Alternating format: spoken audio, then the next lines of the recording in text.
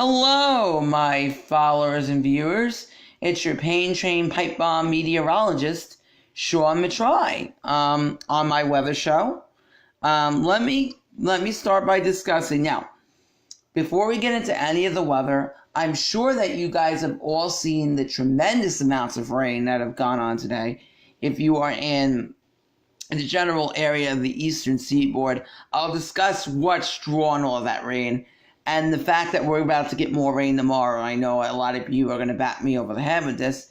But guys, like I said before, I posted on my website, we did have this flooding threat. So I wanted to keep you in tune with that.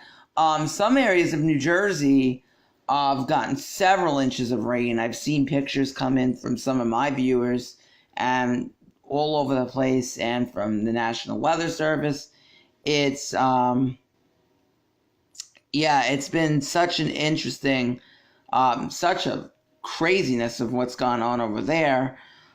So we're definitely looking at that. Hey, Stacy.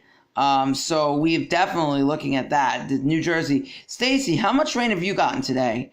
Did it, because I know a lot of reports in northern New Jersey. Have you guys gotten a ton of rain today? Because I know in northern New Jersey, we're at least seeing 4 inches. That's the consensus. Up by where Adam is, he's at least at 4 inches in Westchester, outside of Yonkers. Where I am, we're at about 1 to 2, which is in the area of where I expected. That's what I had. Anyway, let me show you guys what's going on. Okay. So here's the high pressure. This is off the coast. Now see this? Let me get my cursor. This is the remnants of Florence here. Okay, this is part of the remnants. The other remnant is way out in the Atlantic. All right, so what's going on is this is becoming a feeder for tropical moisture. No, we are nowhere near that. That's a good observation, Stacy. Or you may be thinking about the rain, I'm not sure. But okay, so 1 inch. So what's going on is this is becoming a tropical feeder for moisture. Some of this moisture is getting flung north, and along with that, we have a frontal boundary that's come through, stationary front that came through through the southeast, and that has delivered a ton of rain for our area. Widespread amounts. Now, going into tomorrow, here's a strong cold front. This is pushing back all the way through Pennsylvania, east of the Appalachians, up into New York State, Long Island, up into Maine, down into the Virginia, into the Shenandoah Valley.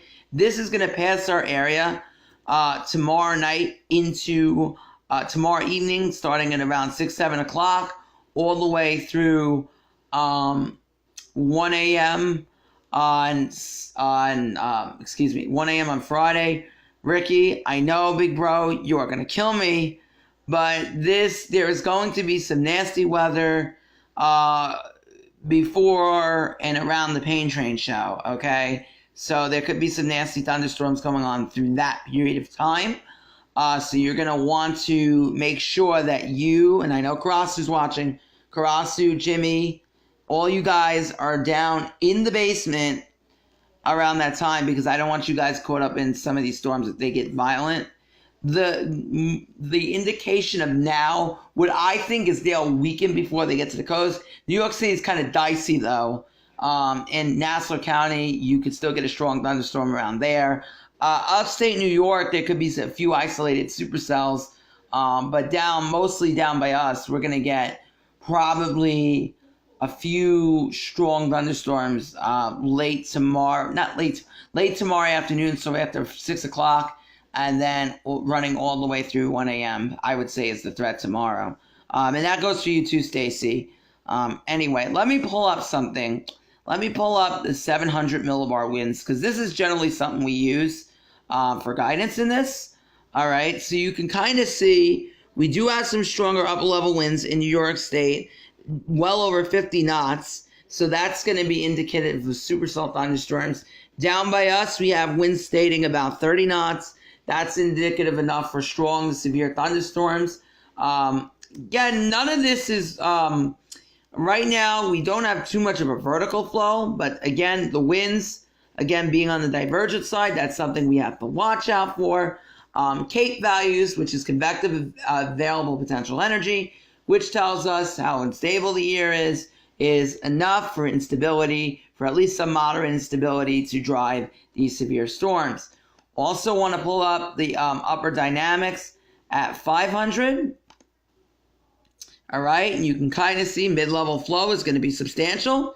We get a bit of more of a vertical view there, a stronger view in the upper levels, and as I pointed out before, those strong to severe storms. Now, let me pull up my website, and yes, I know, I just figured out last night that the mobile site wasn't done. Thank you, Stacy, for telling me that. So just give me 1 second here. I also have the option of going to my link, but I could just do this. All right, so here's my website. I'll show you guys my image of this, of how this is all going to pan down. Okay, so this is my image that I drew out. All right, so we have the severe threat here. Now, I think the severe threat is going to go down east of Buffalo, down east of the Pennsylvania border. So that would be near the Pennsylvania-Ohio border, so east of Youngstown, down by Pittsburgh, down into the Virginia Valley. This would go more southeast, but I really don't cover that area. Down into all of Maryland, up through the New Jersey coast, up and through southern New England, Long Island, New York City. Sorry, Rick, about this one, big bro. This is tomorrow, 7 o'clock on. All right, so pipe bomb hours. All right, so this is the severe threat. What are we looking at? We're looking at damaging winds, hail, some isolated hail, and some heavy rain. This is the main threat. You could get an isolated tornado, but that's more upstate New York and eastern Vermont. That's where I think the instability could be greater there. So I don't think that that's going to be our area. So cross my fingers on that one. Should be right. All right, so unless something drastically changes in the morning, this is where I think things are going to be.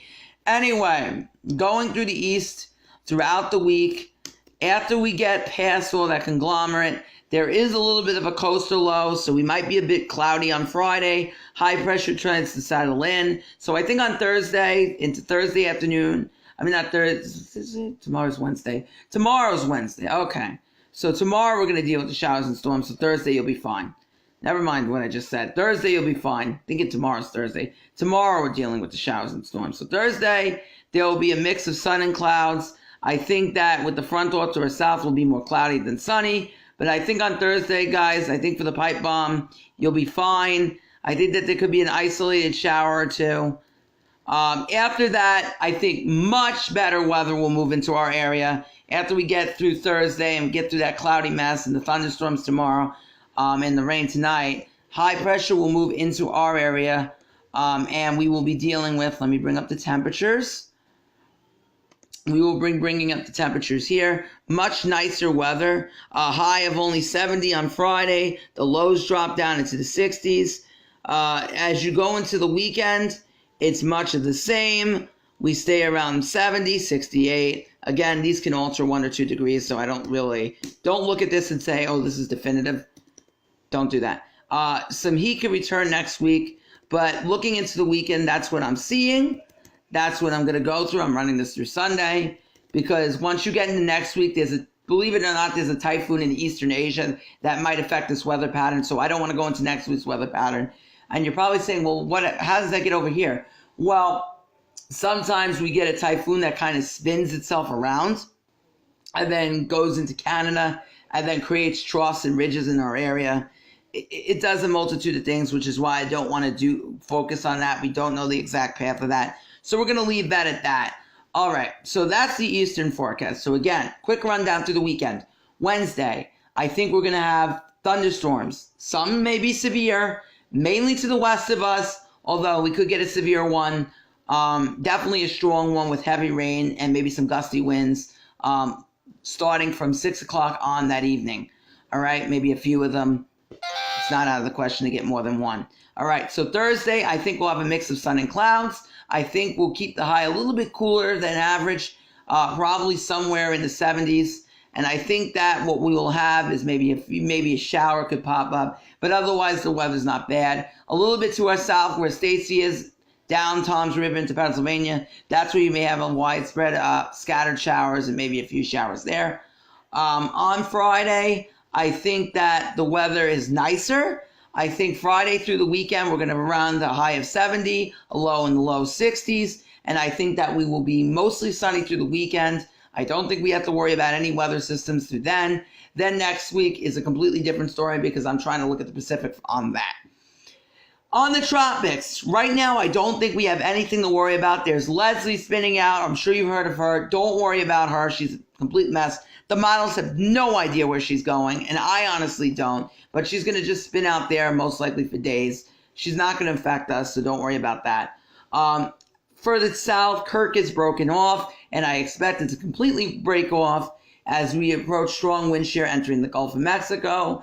However, if it does maintain a remnant low, you got to be a little bit eerie if it gets into the Gulf, but that's miles ahead. Don't worry about that.